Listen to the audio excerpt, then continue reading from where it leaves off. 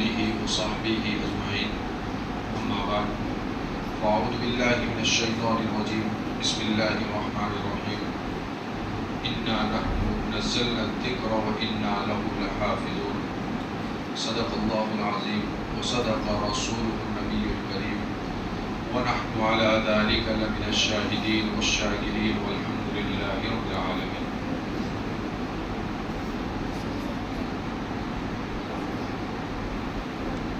بہت ہی زیادہ ادب اور احترام کے لائق اس بستی کے معزز مکرم نوجوانان کرام اور بزرگ، اللہ رب العزت کا جتنا شکر ادا کیا جائے اتنا کم ہے کہ اللہ رب العزت نے اس دنیا کے اندر عجیب اور بہت طرح کی مخلوقات کو اس دنیا میں اللہ نے پیدا کی۔ پوری کائنات کے اندر اللہ نے عجیب عجیب مخلوق کو پیدا کیا، لیکن ان مخلوقات میں اللہ نے ایک مخلوق بنائی جس کو اشرف اور حضرت انسان سے جانا گیا۔ تو اللہ رب العزت نے ہمیں اشرف بنایا ان ساری مخلوقات میں سے جو سب سے بہتر اور سب سے بہترین مخلوق ہے، جو سب سے بہترین مخلوق ہے، اس کا انتخاب اللہ تعالیٰ نے ہمارے لیے کیا اور ہمیں حضرت انسان پیدا کیا۔ یہ اللہ رب العزت کا احسان، اس کا شکر، جتنا اس کا شکر ادا کیا جائے۔ ہم پوری زندگی انسان بچپن سے لے کر اس دار فانی سے جائے تک اگر وہ اللہ کے سامنے میں گڑ گڑاتا رہے، اپنی بچپن سے لے کر بڑھاپے تک وہ اپنے آپ کو سجدے میں رکھ کے اور اس کا شکر ادا کرنے کی کوشش کرتا رہے، تب بھی وہ اللہ رب العزت کا شکر ادا نہیں کر سکتا۔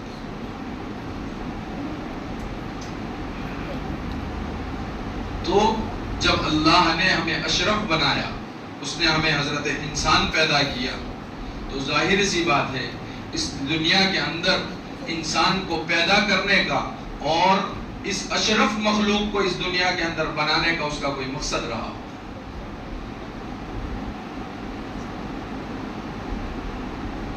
اور وہ مقصد کیا؟ وہ مقصد ہے کہ اتنی ساری مخلوقات میں سے، دنیا کی اتنی ساری مخلوقات میں سے کوئی ایسی مخلوق ہو جو اپنے آپ، اللہ نے پھر دوسری دو چیزیں بنائی جس کو جنت اور جہنم کا نام دیا گیا۔ کیا کہا گیا؟ جنت اور جہنم۔ جنت کیا؟ جس میں عیش و آرام، جس میں عیش و آرام، جس میں کوئی موت نہیں، ہمیشہ ہمیشہ کی زندگی، آدمی ایک دم نوجوان بن کر گھومتا رہے اور ساری نعمتوں کی اس کے اوپر بھرمار۔ اور ایک چیز اس نے بنائی، دوزخ، جس کا نام سن کر بھی انسان کے رونگٹے کھڑے ہو جائے، یا اگر کسی کو صرف اس کی بھنک یا اس کی جھلک یا اس کی بھاپ کا اندازہ کرا دیا جائے تو انسان جگہ پر اپنے آپ کو کہاں پائے گا؟ اس دنیا سے فنا پائے گا۔ اتنی بھیانک، اتنی بھینکر چیز، انسان اس دنیا کی ماچس کی تیلی کی ایک ذرا سا چٹکے کو انسان برداشت نہیں کر سکتا۔ اب سوچو کہ وہ جہنم کیسی ہوگی جس سے قرآن پاک میں اور حدیث نبوی میں حضرت انسان کو ڈرایا گیا، کہ اس کا عالم کتنا خطرناک ہو۔ اور وہ جنت کیسی ہوگی جب انسان دنیا کے اندر ایک 50 لاکھ کا یا 1 کروڑ روپے کا ایک مکان بنا لیتا ہے تو اس کو ایسا لگتا ہے کہ میں کہاں ہوں؟ اپنی जन्नत में हूँ या मैंने एक जन्नत बना ली। वो जब घर से निकलता है तो सीना चौड़ा कर कर निकलता है कि लोग देखेंगे कि हाँ ये 50 लाख के मकान से निकल रहा है, या ये एक बुलेट जैसी बाइक पर जा रहा है, या ये एक BMW जैसी कार के अंदर जा रहा है, ताकि वो सिर्फ लोगों को एहसास कराना चाहता है कि अल्लाह ने मेरे को क्या दिया है, माल और दौलत दिया है। और लोग उसकी वजह से मुझे किस नजर से देखें, इज्जत की नजर से देखें। इज्जत का देने वाला कौन? अल्लाह। इज्जत का देने वाला कौन? इंसान साइकिल पे चल रहा हो, इंसान पैदल चल रहा हो, इंसान एक बड़ी गाड़ी के अंदर चल रहा हो, उससे उसकी इज्जत का अंदाजा नहीं लगाया जा सकता। इज्जत का देना अल्लाह रब्बुल इज्जत के हाथ में है। वो चाहे तो सड़क पे चलने वाले को इज्जत दे, वो चाहे तो झोपड़ी में रहने वाले को इज्जत दे, और वो चाहे तो बड़े बड़े बंगलों के अंदर रहने वाले को जलील कर दे। तो अल्लाह रब्बुल इज्जत ने दो चीजें बनाई, जन्नत और दोज़ख। किसके लिए? हजरत इंसान के लिए। फिर उसके लिए उन्होंने कहा कि भाई कैसे तकसीम की जाएगी, जन्नत और दोज़ख में कैसे तकसीम की जाएगी, किसको जन्नत में भेजा जाएगा और किसको दोज़ख में भेजा जाएगा। फिर उसके लिए इस दुनिया के अंदर उसकी मेहनतों के लिए 1,24,000 अंबिया इकराम को दुनिया में, कितने? 1,24,000 अंबिया इकराम को इस दुनिया के अंदर भेजा, ताकि वो इंसानों को इस दुनिया के अंदर जो इंसान आए उनको इस दुनिया में रहने का तरीका बताए, या फिर उनको ये बताए कि जन्नत में कौन लोग जाएंगे और दोज़ख में किन लोगों को भेजा जाएगा। फिर वो 1,24,000 अंबिया इकराम उस पर मेहनत करते रहे, लोगों को उससे आरास्ता करते, उनको बताते रहे कि कौन लोग जन्नत में जाएंगे और कौन लोग जहन्नम में जाएंगे। फिर आखिरी में कौन नबी आए? आखिरी में हमारे आका सरकार दो आलम सरवरे कायनात अहमद मुश्तबा मोहम्मद मुस्तफ़ा सल्लल्लाहु अलैहि वसल्लम को आखिरी नबी बनाकर इस दुनिया के अंदर भेजा। फिर आप सल्लल्लाहु अलैहि वसल्लम ने बहुत करीब से लोगों को उसका तारुफ करवाया कि भाई जन्नत क्या है, जहन्नम क्या है। जन्नत में जाने के लिए फिर उन्होंने बहुत सारी ताकीदें की कि भाई इंसान दुनिया के अंदर एक बेहतरीन जिंदगी गुजारे, एक अच्छा इंसान बनकर, एक बहुत बेहतरीन इंसान बनकर, कि भाई आदमी है उसके पास कुछ नहीं है दुनिया के अंदर, फकीर है, वो मांग रहा है लोगों के पास, वो भीख मांग कर खा रहा है, बिल्कुल फकीर। या फिर एक आदमी है जिसके पास कुछ नहीं है, ठेला लगा रहा है, फ्रूट की लारी लगा रहा है, समोसे की लारी लगा रहा है, या किसी खाने पीने का ठेला लगा रहा है। लेकिन अगर वो अल्लाह से डरता है, वो अल्लाह से डरता है, वो लोगों से नहीं डरता, वो लोगों से कि लोग मुझे क्या कहेंगे, वो किससे डरता है? अल्लाह से। और अल्लाह से कैसे पता चलेगा कि अल्लाह से डर रहा है? वो अपने नाप तोल में, वो जो लोगों को दे रहा है अपने नाप तोल के अंदर वो ईमानदारी दिखाए, उसमें कांटा नहीं मारे, उसमें कांटा नहीं मारे, वो ईमानदारी दिखाए, वो अपने आप को 5 वक्त की नमाजों का पाबंद रखे। किसके साथ? तकबीर उला के साथ। ऐसा नहीं कि जमात खड़ी हो गई, एक रकात बाकी में पहुंचता हूं, वैसा नहीं। तकबीर उला का पाबंद रखे अपने आप। अजान हुई, अपनी दुकान को बंद किया और वो सीधा मस्जिद की तरफ रवाना हुआ।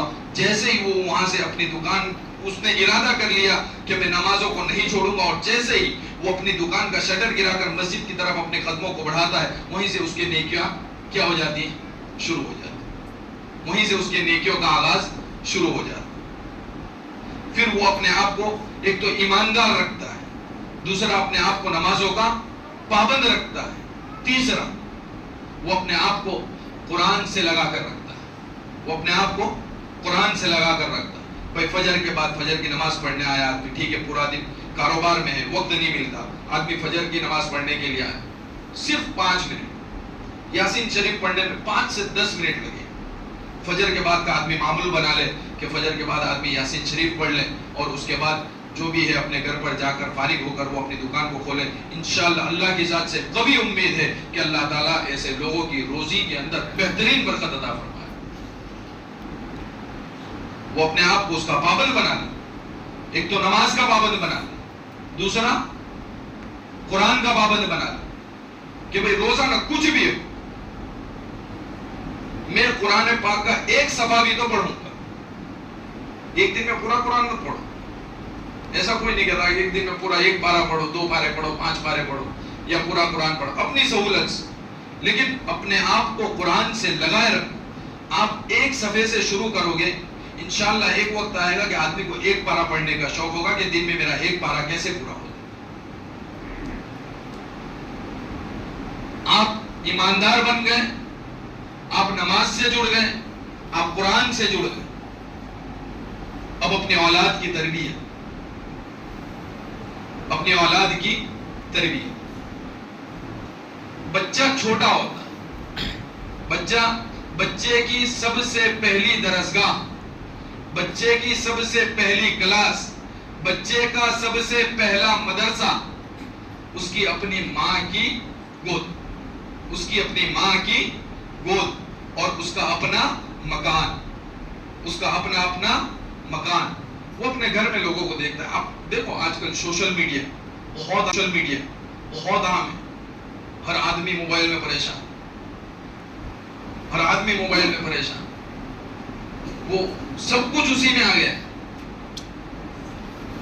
تو آپ دیکھو جب آپ موبائل دیکھ رہے ہو گھر کے اندر بیٹھ کر, تو وہ آپ جو چیزیں دیکھ رہے ہو اور آپ غور کریے کہ آپ کے گھر کا بچہ, آپ کا اپنا بچہ یا آپ کا پوتا یا آپ کا نواسا یا آپ کا بھتیجا جو بھی, اگر وہ بچہ روزانہ آپ کے ساتھ بیٹھتا ہے اور آپ جن چیزوں کو دیکھ رہے ہو آپ اس کو سکرول کر رہے اور وہ بچہ اس کو دیکھ رہا ہے, آپ کچھ 2-3 مرتبہ اس کو آپ ریویل کرو گے اور بار بار دیکھو گے, تھوڑی دیر کے بعد آپ اپنے بچے کی طرف غور کرنا وہ اس کی نقل کر رہا ہو,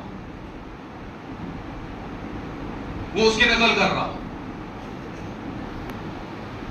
تو اس کی سب سے پہلی درسگاہ اس کا اپنا مکان, اس کے اپنے گھر والے, اس کے ماں باپ, اس کے بڑے بھائی بہن, اس کے گھر میں رہنے والے, اس کے چچا, اس کے تایا, اس کے دادا, اس کے نانا, جتنے لوگ اس کے ساتھ رہتے ہیں وہ ان کو دیکھ کر سیکھتا ہے.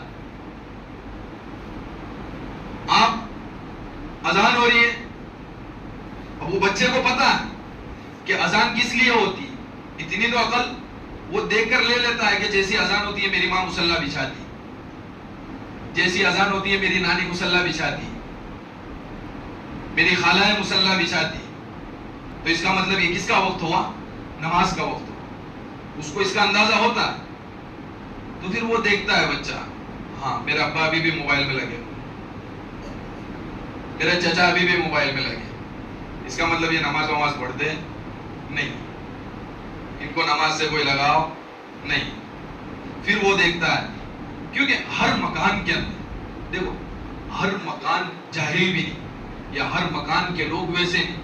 ٹھیک ہے ایک آدھ کا تھوڑی سی اپنے آپ کے اندر کمزوری ہوتی ہے, انسان نام ہی کمزوری کا ہے, انسان نام ہی غلطی کے پتلوں کا ہے, تو کمزوری ہوتی ہے. لیکن وہ محسوس کرتا ہے ہر گھر میں کوئی نہ کوئی تو ایسا ہوگا جو نمازوں کا پابند ہے, ہر گھر میں ایسے تو لوگ ہیں جو قرآن کی تلاوت پابندی سے کرتے.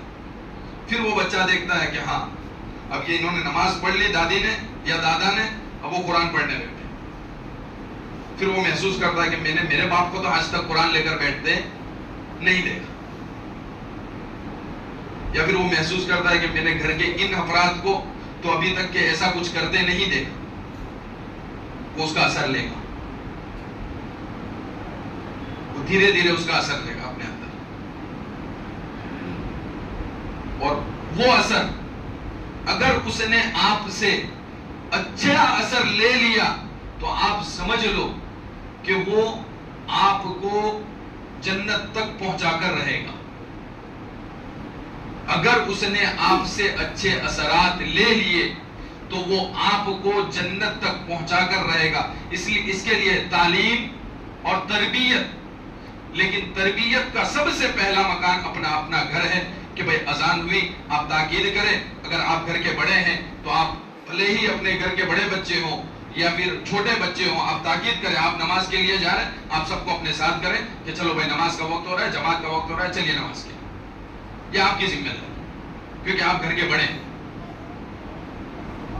آپ بڑے بچے ہیں، آپ ان پر دباؤ نہیں بنا سکتے، لیکن آپ بول ضرور سکتے ہو۔ اور اگر آپ بار بار جب ان کو اس چیز کا احساس کرواؤ گے کہ بیٹا نماز کا وقت ہو رہا ہے، میں نماز کے لیے جا رہا ہوں، فجر میں وہ نہیں آیا، ظہر میں وہ نہیں آیا، عصر میں وہ نہیں آیا، مغرب نہیں آیا، عشاء نہیں آیا، پھر دوسرے دن کی فجر ہوئی، لیکن آپ بار بار اپنے بچے کو بولتے رہیں، انشاءاللہ اللہ کی ذات سے قوی امید ہے کہ وہ بچہ آپ کے ساتھ نماز کا اور مسجد کے راستے تک آتا ہو جائے۔ اس کی فکر گھر کے بڑوں کو کرنا پڑے۔ چھوٹے سے بچے وہیں سے سیکھنا شروع کرتے ہیں، تو سب سے پہلا تعلیم جہاں سے وہ سیکھتا ہے اس کا اپنا مقام، دوسرا مدرسہ۔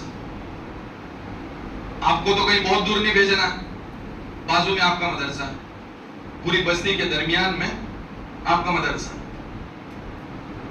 آپ کو صرف اتنی محنت کرنی، تھوڑا سا آدھا گھنٹہ اپنی نیند کی قربانی دینی۔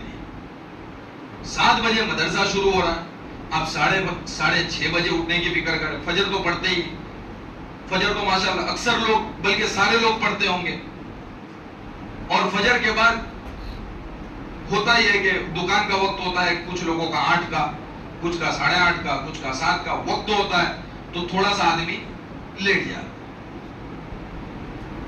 انسان ہے، آنکھ لگ جاتی،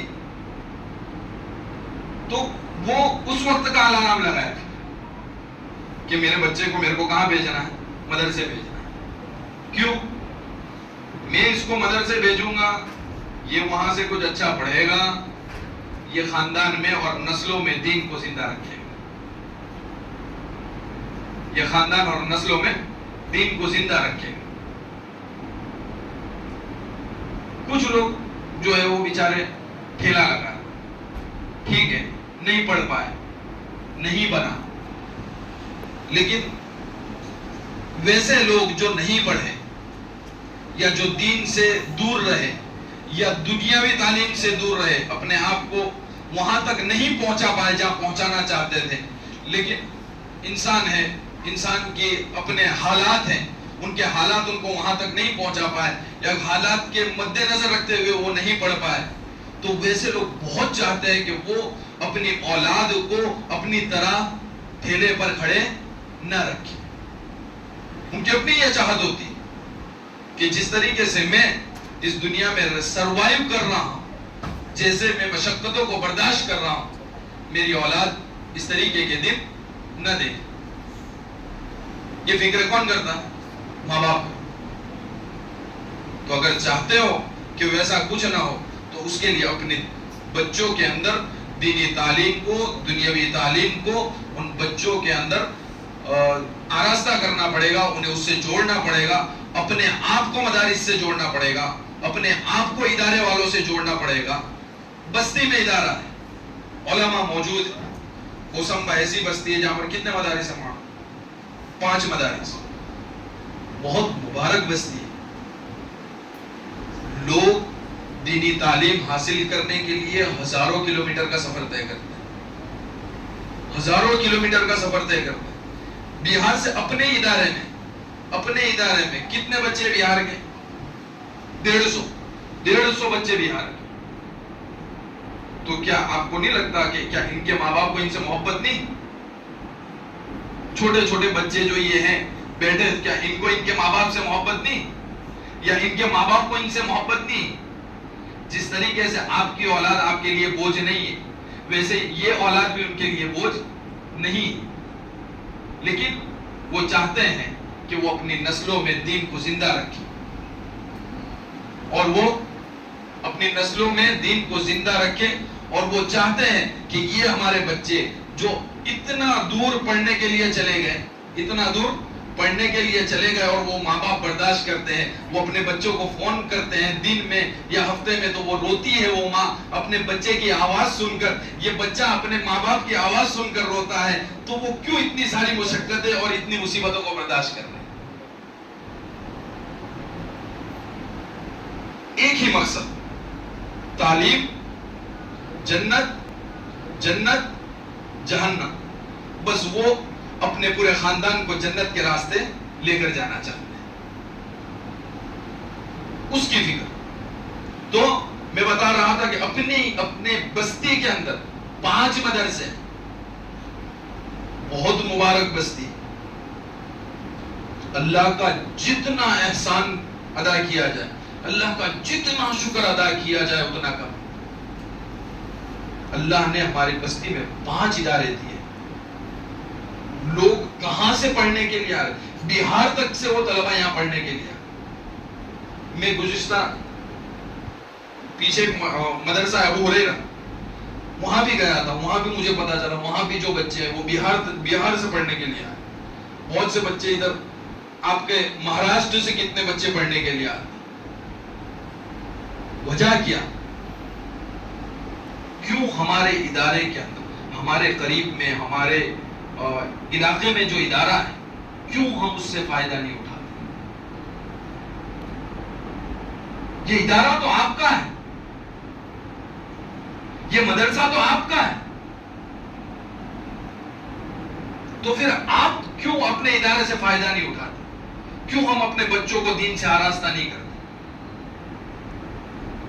آج سے دیکھو، یاد رکھو، اپنے بچوں کو دین سے آراستہ کرو، نہیں تو خدا کی پاک کی قسم جہنم بہت خطرناک جگہ ہے، بہت خطرناک جگہ ہے۔ اپنے بچوں کو دین سے آراستہ نہیں کرو گے تو پھر پوری زندگی اگر رو گے اور پچھتاؤ گے کہ ہم نے اپنے بچے کو دین سے آراستہ نہیں کیا، وہ بچہ ہمارا نافرمان ہو گیا، ہمارا بچہ جگار میں لگ گیا، ہمارا بچہ زنا خوری میں لگ گیا، یا پھر ہمارا بچہ آوارہ بن گیا، پوری زندگی بھی اگر رو گے اور اپنے آپ کو سجدے میں ڈال کر بھی روتے رہو گے تو اس کا کوئی فائدہ نہیں ہو، کیونکہ جب اس کو بنانے کا وقت تھا تب آپ نے کوتاہی کی۔ اور یاد رکھنا، جب بچہ اچھا کام بھی کرتا ہے تب بھی اپنے آبا و اجداد کے نام سے جانا جاتا ہے کہ فلاں خان صاحب کا بیٹا، فلاں صاحب کا بیٹا تھا جو وہ جمعہ میں بیان کر رہا تھا، فلاں صاحب کا بیٹا ہے، تب بھی وہ آپ کے نام سے جانا جائے گا۔ وہ گاؤں میں چوری کرے گا تب بھی آپ کے نام سے جانا جائے گا کہ فلاں صاحب کے بیٹے نے چوری کی۔ یہ یاد رکھیے، اس کے لیے ضروری ہے کہ اپنے آپ کو، اپنی اولاد کو دین سے آراستہ کریں۔ ادارہ مدرسہ آپ کے بازو میں ہے، اپنی بستی کے درمیان میں، چاروں طرف کتنے مکانات ہیں مسلمانوں؟ 600 مکان، اطراف 600 مکان۔ آپ کے ادارے میں 600 بچے تو صرف آپ کی بستی کے ہونا چاہیے، صرف آپ کی بستی کے 600 بچے ہونا چاہیے۔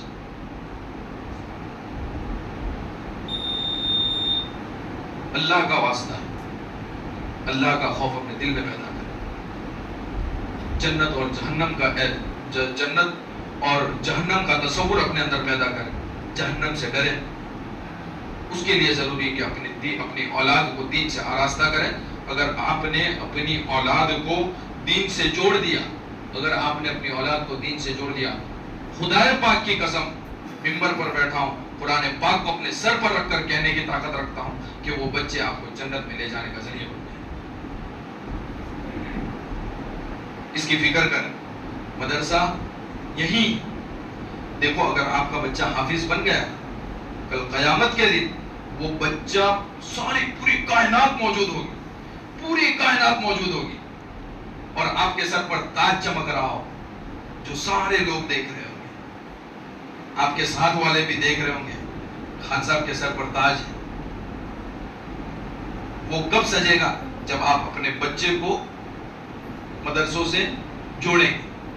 اگر آپ نے اپنے بچے کو مدرسے سے جوڑ دیا، یاد رکھو وہ بچہ جب بھی حافظ بن جائے گا، عالم کلاس میں بیٹھ جائے گا، وہیں سے وہ آپ کے گھر کے اندر، آپ کے اپنے گھر میں دین کو زندہ کرنے کا کام شروع کر دے گا کہ میرے گھر میں کون سا کام ہے جو بند ہونا چاہیے، یا پھر میرے گھر میں کون سی برائی ہو رہی ہے جو بند ہونی چاہیے، یا پھر میں اپنے والد کو، یاد رکھنا جب بچہ دین سے آراستہ ہو جائے گا اور بچہ اس کا اپنا باپ بھی اگر بے نمازی ہوگا تو وہ دھیرے دھیرے، بھلے کھل کر نہیں بولے گا لیکن دھیرے سے بولے گا کہ ابا نماز کا وقت ہو گیا، میں نماز کے لیے جا رہا ہوں، میں چاہتا ہوں کہ آپ بھی میرے ساتھ کہاں چلیں؟ نماز کے لیے چلیں۔ सोचो कितना अच्छा मंजर होगा जब बेटा अपने बाप को दीन की दावत दे रहा हो, और वो बाप भी उसका भी कितना बड़ा दिल हो जाएगा कि अल्लाह तेरा बहुत बड़ा एहसान है कि तूने मेरे बच्चे को दीन से आरास्ता कर दिया और मेरा बच्चा मुझे दीन से जोड़ने की कोशिश कर रहा है। समझ में आ रहा? तो इसके लिए आपको कोशिश करना पड़ेगी कि आप अपने बच्चों को इदारों से जोड़ो। जिनके भी बच्चे मदरसे में नहीं जाते वो अपने बच्चे की फिक्र करें। याद रखो, बचपन में बच्चा जो सीख जाएगा इंशाअल्लाह जैसे जैसे बड़ा होगा उसके इल्म में इजाफा होता चला जाएगा। और जब भी बचपन का सीखा हुआ बच्चा कहीं नहीं भूलता। बचपन में अगर उसकी तरबियत करोगे उसका फायदा हो जाएगा। अगर बड़ा होने के बाद में अगर आप उसकी तरबियत करने की कोशिश करोगे तो याद रखना, सूखी हुई लकड़ी कभी सीधी नहीं होती, वो टूट जाएगी लेकिन वो सीधी नहीं होती। इसके लिए अपने बच्चों को मदारिस से जोड़े, अपने आप को मदारिस से जोड़े। इदारा बाजू में है, आपके कुछ मसाइल हैं, आप इदारे में कभी भी आए, इदारा आपके लिए 24 घंटे खुला है। लोग हैं वहाँ पे, उलमा हैं, आप उलमा से राब्ता करें। आपके जो मसाइल हैं उसको आप उलमा से पूछें। कोई भी मसला जो आपको समझ में नहीं आ रहा या आपको शक है कि मैं ऐसा करूंगा तो क्या उसमें सूद तो दाखिल नहीं हो जाएगा, अगर आपको सिर्फ शक भी लगता है तो आप उलमा के मुफ्तियों से या जितने भी यहाँ पर इदारे के अंदर या आपकी बस्ती में जो उलमा है उनसे अपने आप को जोड़ें, उनसे राब्ता करें। इंशाअल्लाह हम ऐसा भी कोई निज़ाम बनाने की कोशिश कर रहे हैं कि रोज़ाना मस्जिद के अंदर लोगों की ज़िंदगी से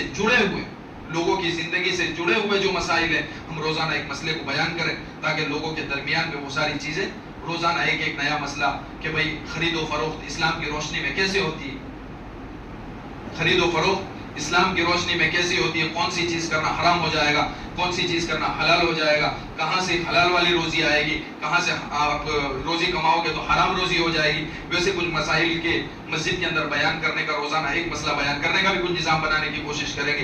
दुआ करें कि अल्लाह रब्बुल इज़्ज़त मुझे इस बस्ती में जो मैं आया हूँ, अल्लाह ताला मुझसे इखलास के साथ इस बस्ती का काम ले।